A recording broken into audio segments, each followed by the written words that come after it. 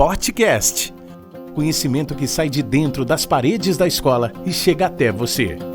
Hoje, os alunos Tiago Rodrigues e Gabriela Filgueiras conversam com o Barreto do Mercado sobre carreira política. Olá pessoal, eu me chamo Tiago Rodrigues. Eu sou a Gabi. Temos aqui o nosso convidado, Barreto do Mercado. Agradeço o convite. Vamos lá bater papo. E a gente vai falar sobre carreira política. Então, Barreto, quando você entrou assim no mundo político, assim, qual que foi o motivo que você se interessou na entrada assim do mundo político? Eu venho do berço do comércio. Nunca pensei em ser político, me envolver com política, sempre gostei, mas sair como candidato, isso aí nunca tinha passado na minha cabeça. O que me chamou mais assim para a vida pública, eu tinha um mercado, no meu mercado eu tinha meus funcionários e na época eu me recordo que 2 funcionários acabaram se envolvendo com drogas, essas coisas, e eu fiz um trabalho junto à clínica para recuperar esses funcionários. Na época eu não mandei embora, a gente resolveu tratá-los assim, e eu entendo que é como uma doença, né? E depois disso aí eu gostei de fazer esse trabalho. Então, quando eu tinha um mercado, eu não queria me envolver em política. Depois que eu saí do mercado em 2011, aí eu fui pesquisar e ver se realmente me interessava seguir essa carreira. Recebi alguns convites de alguns partidos e resolvi me filiar a um e entrei na vida política. Em 2012 eu disputei e assumi em 2013. Foi que legal. Você foi reeleito alguma vez? Foi, eu fui eleito o primeiro ano de mandato meu, foi em 2012. Depois, em 2016, eu fui reeleito. Em 2020, eu disputei novamente, mas não fui reeleito. Tive voto suficiente, mas infelizmente o partido não atingiu o coeficiente para fazer uma cadeira. E sendo assim, a gente fica fora. O que você acha assim, mais difícil de lidar com política na sua área, né? Política não tem a dificuldade. Eu, particularmente, por ter vindo do ramo de comércio, eu não sofri tanto assim essa adaptação. Porque o comércio, você já faz política o dia a dia. Você faz política na sua casa, você faz política no dia a dia dentro do comércio. E na época a gente começou a trabalhar, tem as questões de partidos, depois tem os grupos que é formado após a eleição. E eu, para ser sincero para você, eu estranhei algumas coisas, eu me decepcionei com algumas coisas, mas eu na somatória eu acho que é positiva, é muito positivo.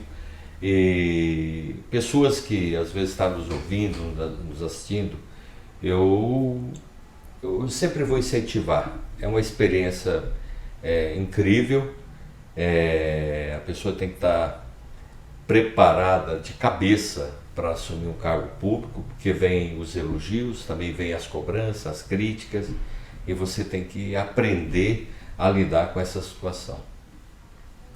Mas daí você falou, né, que tem as cobranças, tem os elogios, assim. Qual assim, foi tanto cobrança quanto elogio que mais marcou você? Sabe, você ficou muito assim feliz, entusiasmado com aquele elogio, ou você acabou achando que aquela cobrança não foi tão A cobrança, a vida de um vereador, ela é o seguinte: o vereador ele não executa, ele é um funcionário público, eu entendo dessa forma, porque ele recebe dinheiro público, e eu tenho várias alegrias. As alegrias que a gente tem é quando a gente consegue atender um munícipe que tanto precisa, às vezes na área social, na área médica, na questão de saúde, e quando você realiza esse trabalho junto às secretarias, enfim, porque o vereador ele é muito procurado em questão dessa parte do social, do dia a dia, dos trabalhos de uma cidade, de uma comunidade.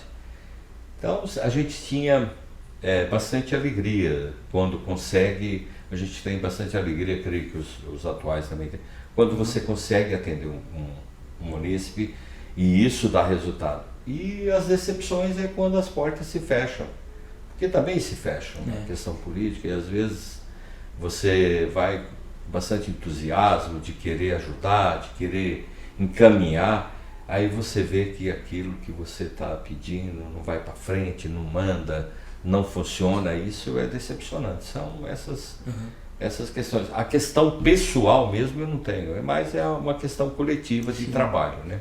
Sim. O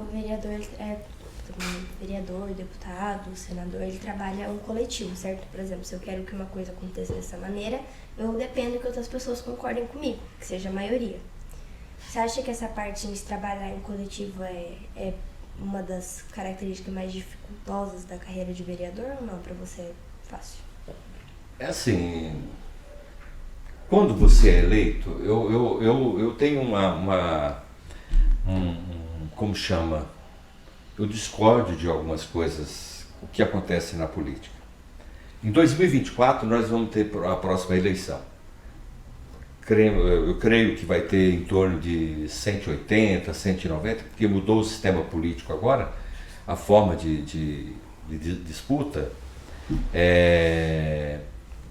E o que me decepciona e que eu não quero isso para mim mais, vamos supor, você vai fazer a sua campanha de 90 dias, uma pré-campanha e a campanha sua, você vai na casa dos seus eleitores, onde as pessoas te conhecem, onde também não conhecem, e você fala assim, olha, eu quero ajudar o prefeito, eu quero ajudar a população, eu quero ser um elo para a gente tentar melhorar o dia a dia da nossa cidade, enfim, o bairro nosso, a cidade no todo, né? E aí você é eleito. Isso, depois que eu fui eleito, eu por várias vezes eu questionava isso. Você é eleito. A partir do momento que você é eleito, você está lá dentro, aí começa a se formar os grupos políticos. Geralmente são dois grupos, um de situação e um de oposição. E isso é que eu não concordo muito, sabe? Porque eu creio e acredito que os 13 vereadores têm que trabalhar em prol da cidade. É saudável uma oposição? É saudável. Mas tem que ser uma oposição que também ajude o executivo. Participe das decisões. Porque a função do vereador, ele é fiscalizar o executivo, ele tem que fiscalizar, ele tem que criar leis, projetos, mas ele também tem que ajudar a administração da cidade. Aí fica aquele faz demais, não fiscaliza, faz vistas grossas, e o outro quer fiscalizar demais. E isso não está certo. Os 13 têm que trabalhar da mesma forma e ter seus grupos, mas não porque dá a impressão que vira uma guerrinha de dois grupos e a população está aí no meio.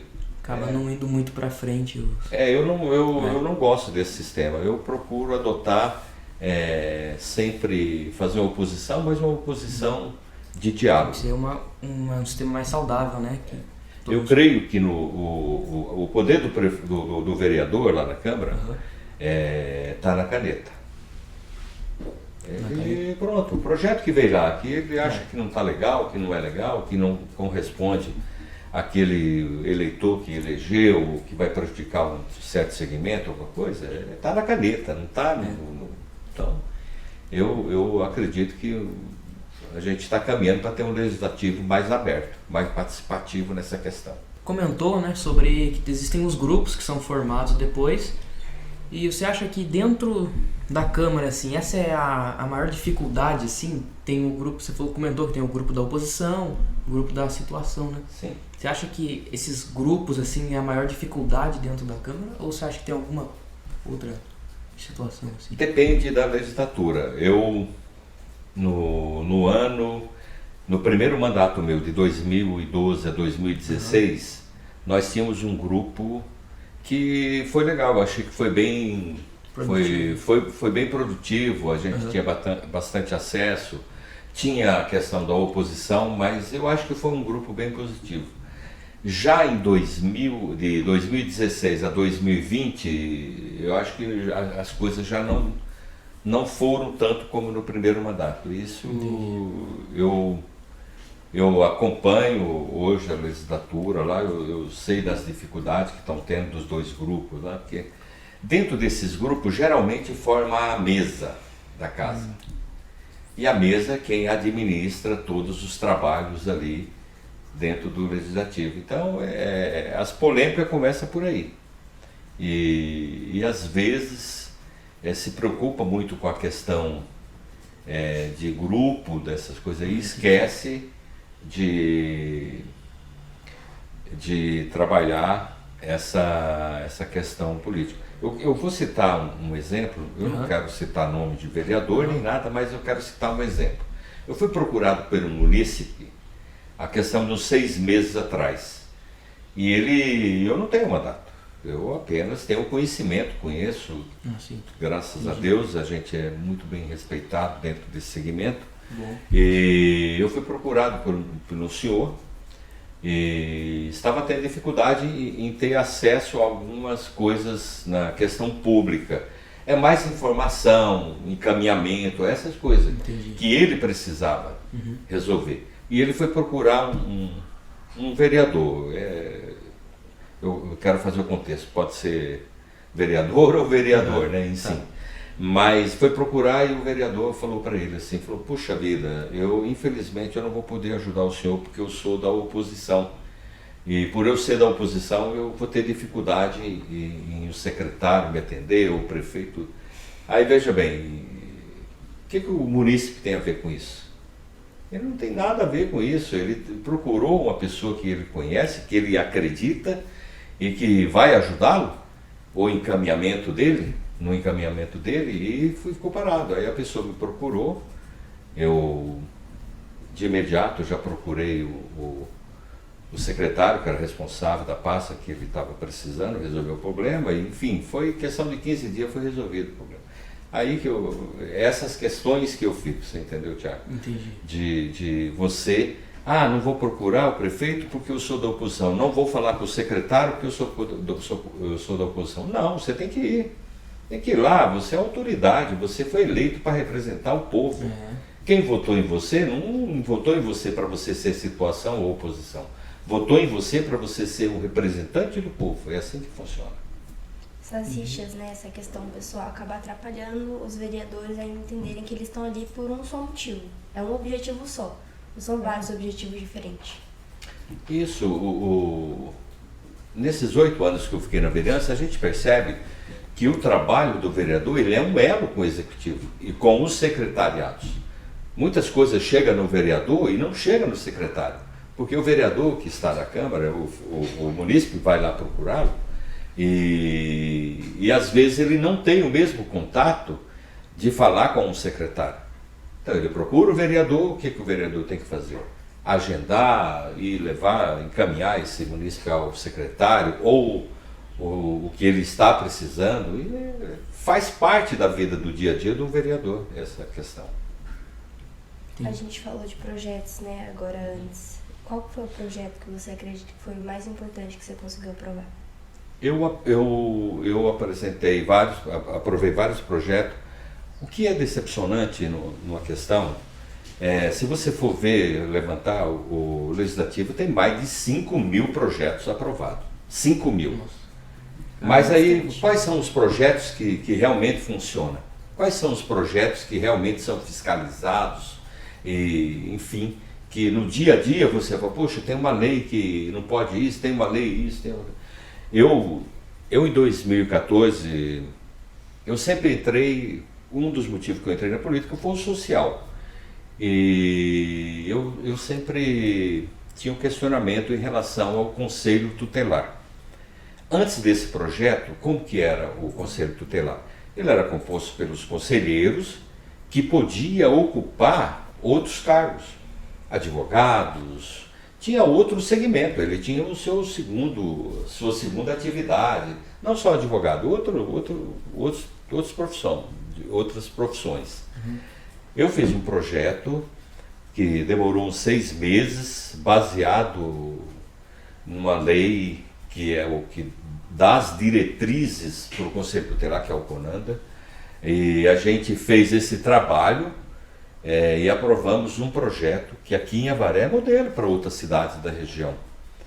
Hoje, o conselheiro tutelar de Avaré, ele tem que ter exclusividade. Ele não pode exercer outra profissão. Na hora que ele se dispõe a disputar um local ali, uma vaga para um dos conselheiros, ele tem que estar consciente que ele não pode ter outra atividade, ele vai ter que ter exclusividade.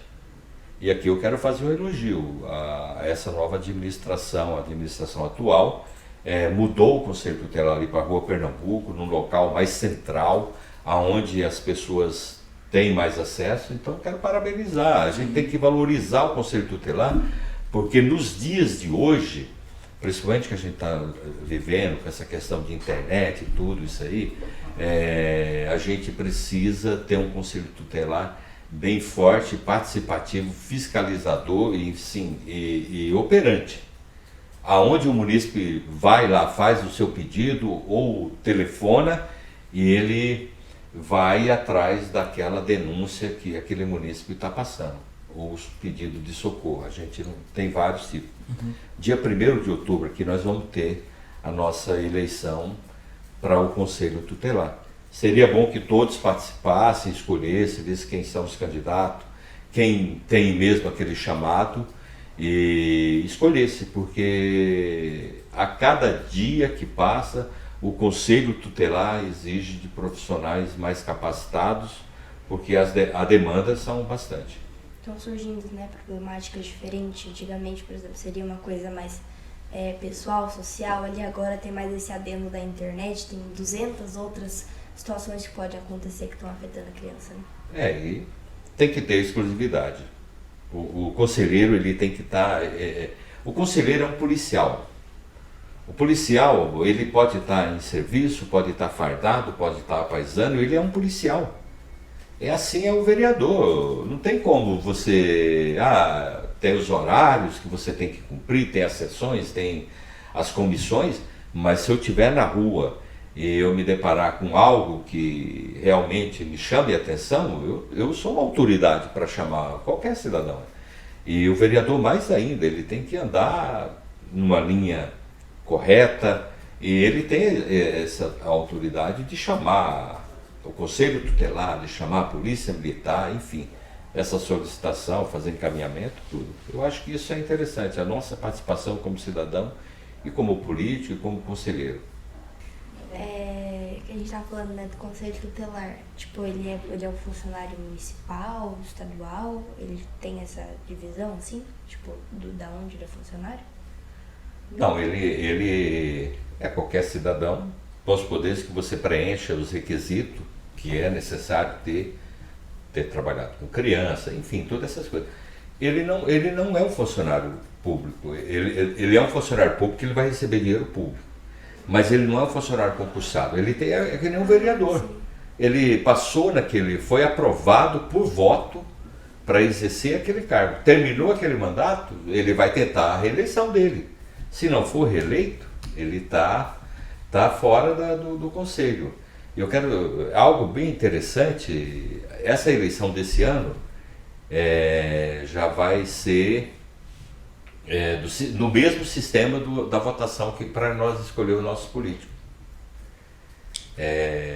Com as urnas? Com a urna eletrônica. Caramba. Não vai ser mais papelzinho, já vai ser urna eletrônica. Então isso é importante, o avanço e a garantia de ter uma eleição com transparência.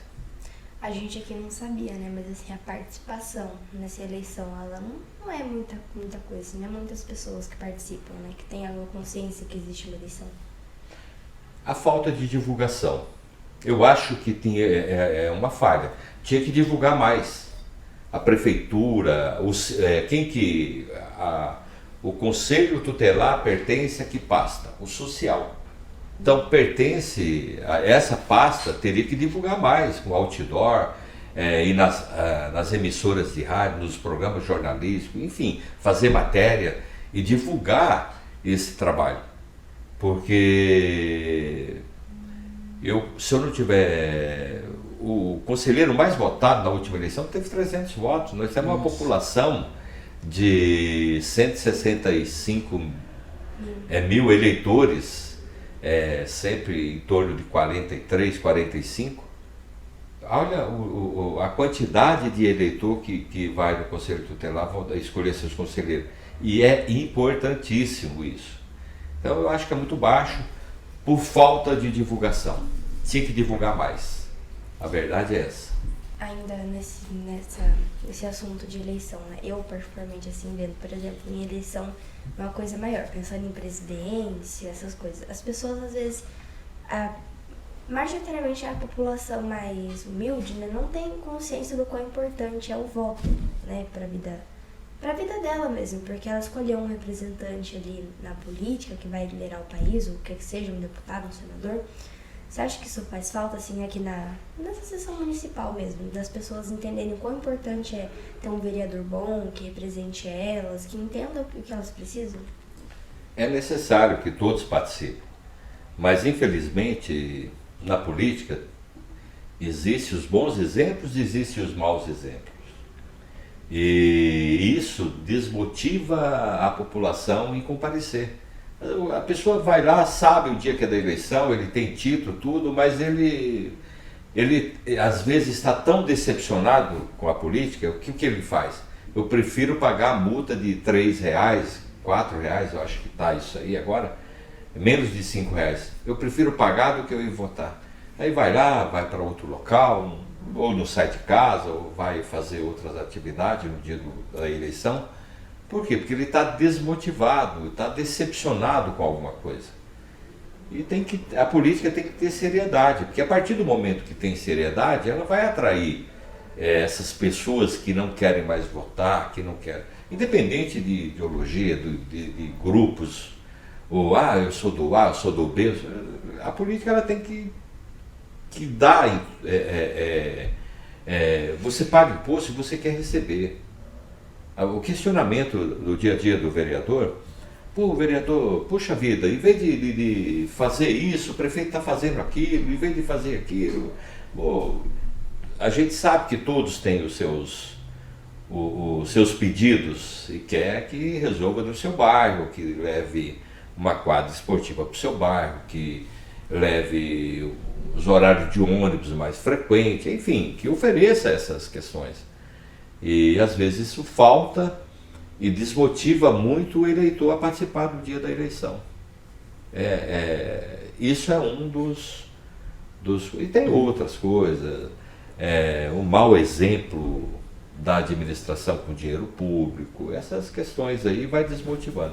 Mas a gente tem que mudar esse cenário. Vocês jovens que estão aí fazem parte disso. O jovem tem que se interessar. Eu acho que a partir do momento que o jovem, a partir de 16 anos, está podendo votar, isso vai acender mais essa chama. Eu não me recordo, aqui em Avaré só tivemos um jovem que foi eleito com menos de 22 anos, que foi o vereador Marcelo Ortega.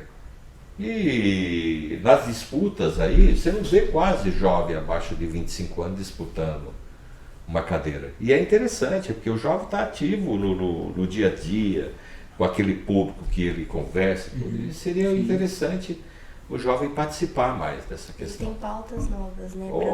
Tem que inovar, tem que... não adianta só a pessoa mais de idade, o político de carreira, o político... Não, tem que ter pessoas que realmente desperte esse interesse para a política.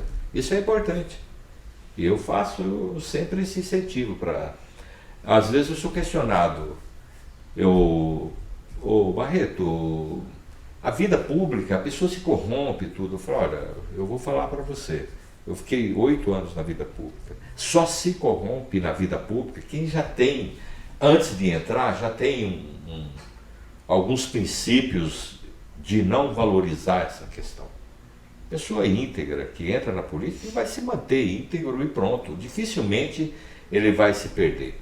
Eu tenho amigos e conheço pessoas que entrou na vida pública e são corretíssimos, são, e é a grande maioria. Infelizmente, algum ou outro tem os maus exemplos, que não deve ser seguido por ninguém, né? Diz a minha mãe, né? Vai de índole, cada um tem a sua. Verdade. Então, Barreto, agora vou entrar um pouquinho mais no assunto do dia a dia, na vida de um vereador, assim. Sim. É bastante corrido, tem que correr atrás de bastante coisa mesmo? Eu posso falar quando eu estava com o meu mandato. No primeiro mandato, eu chegava na Câmara 8h30, 9 horas, diariamente. Todos os dias eu ia à Câmara Municipal, ficava até às 11. Nesse período, no período da manhã, a gente tinha reunião de comissão, que a Câmara tem as comissões, para analisar os projetos que vão ser pautados e votados. Você dá entrada no projeto, vamos supor, eu quero solicitar como vereador para isso, um projeto. Você dá entrada. Esse projeto, você deu entrada, ele é protocolado, ele vai para o jurídico, para saber se realmente esse projeto seu tem alguma legalidade para ir para... Aí ele sai do jurídico, vai para as comissões. As comissões geralmente a comissão é formada por 3 vereadores, que tem essa comissão e vai analisar se aquele projeto pode ser pautado na sessão para ir para plenário da forma que está, ou se ele quer que tire alguma coisa, ou acrescentar mais, você está entendendo? Então essas são o trabalho das comissões. E sendo aprovado, ele volta para o jurídico, aprovado nas comissões, ele volta para o jurídico e é pautado à mesa, que é o caso do presidente, pauta esse projeto para ser votado. É onde que os 13 vereadores vão votar nesse projeto. E o dia a dia, eu falo do meu dia a dia, então eu ia de manhã, ficava até às 11, meio-dia, ia almoçar, e aquilo que eu colhia no período da manhã e participava, no período da tarde eu fazia visita. Eu ia nos setores, ia em secretaria, ou ia no bairro, onde tinha solicitação, às vezes você ia na zona rural. E um dos pontos mais procurados hoje, creio que ainda é a questão da saúde. Né?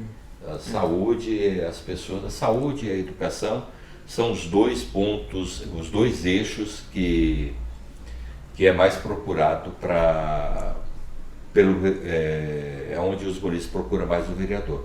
Então o dia a dia do vereador é assim, e na segunda-feira as sessões, que começam às 17 horas, e tinha sessão que ia até 1 hora, 2 horas, outras terminavam 11 horas, dependendo da pauta, né?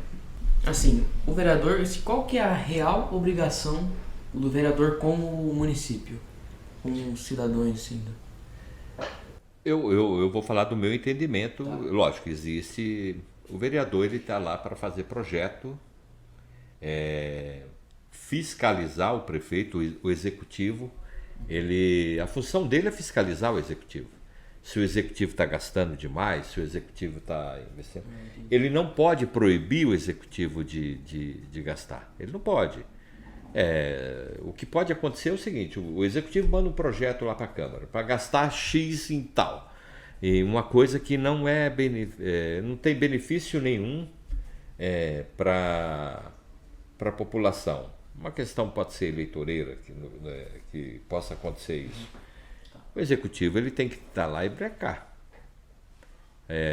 Falou, vai gastar dinheiro público, está faltando nesse setor, vai gastar. Então, o executivo, o legislativo, ele é isso, ele faz projeto, ele faz leis e ele fiscaliza o executivo. E eu quero completar da minha parte de pensar. Eu acho que ele tem que ajudar também a governar o município. Ele também é um agente público, ele recebe dinheiro público e ele não está lá só para tirar pedra, ele tem que estar lá, se unir, vai com o prefeito, conversa, dá ideia, faz. Eu me senti frustrado porque quando eu fui eleito presidente da Câmara 2019, do biênio 2019-2020, eu tinha um projeto que era para levar a Câmara Municipal nos bairros. Uma vez por mês a gente escolheu um bairro no colégio, ia fazer uma parceria com a Secretaria da Educação e a gente ia levar a Câmara Municipal para o bairro. Todos os 13 vereadores iam para o bairro. Ouvia a população e ver quais são as demandas para levar para o Executivo, sentar com o secretariado. Infelizmente eu não pude realizar por questão da Covid e tudo, eu tive muita dificuldade nisso. Então me senti frustrado em não poder fazer isso. Mas o Legislativo tem que ajudar, essa é a função. Leis, projetos que beneficiem a população e fiscalizar as despesas e as contas públicas com o Executivo. A gente ia te perguntar isso agora, de como que os vereadores podem incluir o povo, né, nas decisões, e você acabou de dar uma alternativa incrível. Mas é isso muito mesmo. Legal a ideia. E você comentou, né, sobre o vereador, né, checar e olhar as despesas, assim. Como que funciona essa distribuição do orçamento? Deixa eu te falar, a gente, todo ano é votado na Câmara Municipal o orçamento para o ano seguinte, as despesas. A Avaré eu acho que está em torno de 450, 400, eu acho que menos de 500 milhões despesas anuais. A Avaré ele é dependente de repasse do governo federal e do estadual e de emendas de outros vereadores, de outros deputados, tanto estadual como federal, que manda para o município para ajudar, através da questão política, de vereadores. Isso é muito importante, vir essas emendas. A Avaré tem uma grande dificuldade, não tem o CRP, Certificado de Regularidade Previdenciária. O que acontece? Tem uma dívida. Você precisa, para você ir numa loja comprar, abrir uma conta, você tem que estar certinho, seu CPF tem que estar certinho, não pode ter dívida. A Avaré, infelizmente, não tem isso. É uma questão complicadíssima e isso prejudica demais o município. Por isso que tem algumas dificuldades em receber dinheiro para alguns setores. Mas o que acontece? Desse orçamento que eu falo para você, que nem todo é um orçamento alto, mas não quer dizer que vai entrar esse dinheiro e vai ser gasto todo esse dinheiro. Mas é obrigatório, fiscalizado pelo Tribunal de Contas, 15% é saúde, mas o município gasta muito mais do que 15%. 25% é com educação, dá mais ou menos 27%, eu creio que fica naquela meta, a educação. A saúde é muito baixa, e todos os prefeitos aí gastam acima de 25, de 30, pondo dinheiro, no caso, o dinheiro que não é contabilizado, que é o dinheiro de repasse, né? E junto disso aí vem a folha de pagamento, que é os funcionários. A Avaré hoje deve ter em torno de 2.700 funcionários. Uma folha de pagamento é percentual. Então é 15% para a educação, 25% para a saúde, já são 40%. Com 54%, que é o que o Tribunal de Contas aceita, dá 94% já de despesas carimbadas. O prefeito tem que seguir isso. Sobra 6% para ele fazer o restante das melhorias. Aí tem as emendas das repasse do Secretaria de Turismo, enfim, todas essas questões que é um dinheiro que vem à parte, né? Entendi. Nossa, não sabia. Mas assim, essa questão da dívida, né? Você acha que isso é realmente a coisa que mais atrapalha, assim? Realmente, a dívida, você diz assim, é uma coisa muito exorbitante ou é uma coisa mais... A dívida pública, ela atrapalha bastante. E aqui o problema nosso é a previdência privada. Essa dívida é mais procurada, foi mais afirmada em relação a isso. É uma dívida pública e é uma dívida... Nós temos a previdência privada própria no município. O prefeito honesto, o que se importa com isso aí, é um excelente negócio para o município, porque ele vai economizar na quantia que ele tem que contribuir. Mas para o prefeito que não dá prioridade a isso aí, leva o município ao caos. É o caso do nosso município. As contas não aprovadas, não vem dinheiro. O nome está sujo. Vamos usar esse vocabulário mais popular. Avaré, infelizmente, nessa questão tem um nome sujo. Não pode vir alguns repasses da forma que teria que talvez Botucatu receba, enfim, outros municípios aí estejam recebendo. Itatinga, o vizinho nosso aqui, tudo. O financeiro, quem que cuida do financeirão? Secretaria da Fazenda. Acho que a Avaré hoje nós temos 17, 18 secretarias. A da Fazenda é que cuida da questão do orçamento, do que se gasta, da forma que se gasta. Tem um detalhe, eles são obrigados a ir no Legislativo a cada 3 meses prestar conta do que está gastando. Chama-se audiências públicas. Aí lá vai todos os secretários, para ir, nem todos vão, mas os que mais vão prestar conta. Secretaria da Educação, Secretaria